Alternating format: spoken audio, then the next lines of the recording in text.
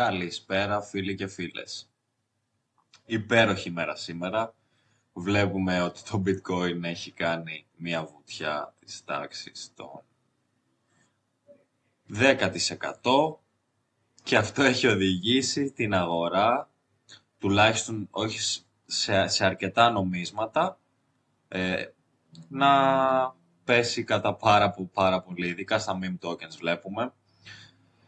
Οπότε να το αναλύσουμε λίγο αυτό θα ήθελα.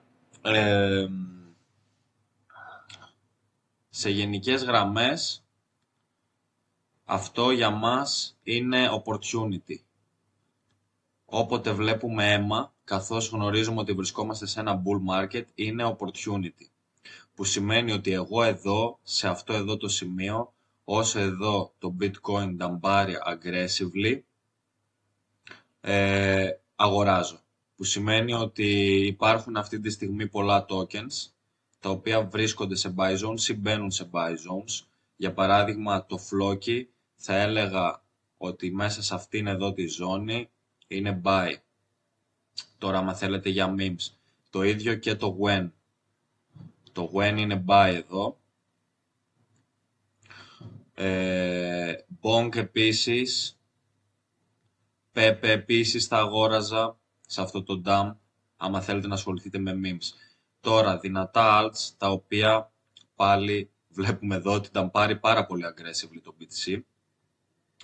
Είναι φυσιολογικό μέσα στα bull markets αυτό. Δεν μας αγχώνει καθόλου. Ίσα ίσα μας δίνει buying opportunities. Βλέπουμε εδώ και το ETH. Το Solana εντάξει δεν έχει κινηθεί τόσο. Το AVAX εγώ θα αγόραζα σε αυτό εδώ το zone.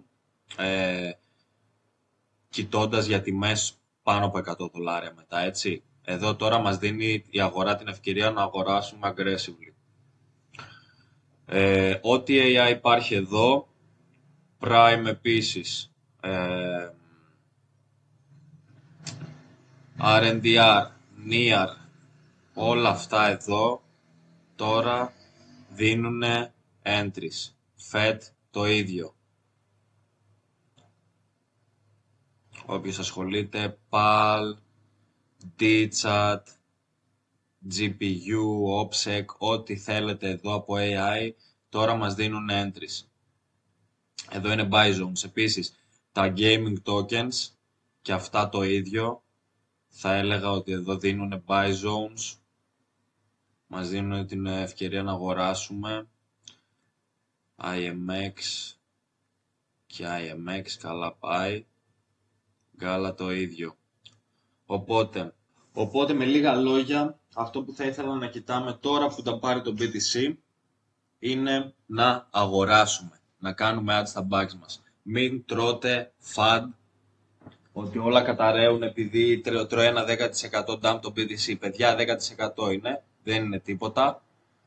Εδώ σας λέω, ήδη ας πούμε, ορίστε, ήδη εδώ βλέπετε πως αγοράζουν aggressively. Υπάρχει πάρα πολύ volume αυτή τη στιγμή, οπότε θα σας συνιστούσα να αγοράσετε. Όποιος δεν έχει τοποθετηθεί, να αρχίσει να τοποθετείτε. Όποιος έχει βλέψεις δηλαδή να τοποθετηθεί αργότερα, αυτό είναι το αργότερα, ορίστε, σας δίνεται ευκαιρία αυτή τη στιγμή. Εννοείται αυτό μπορεί να συνεχιστεί και μπορεί να μην είναι ένα flash dump όπως εγώ υπολογίζω, αλλά αυτή τη στιγμή πολλές τιμές είναι ελκυστικές.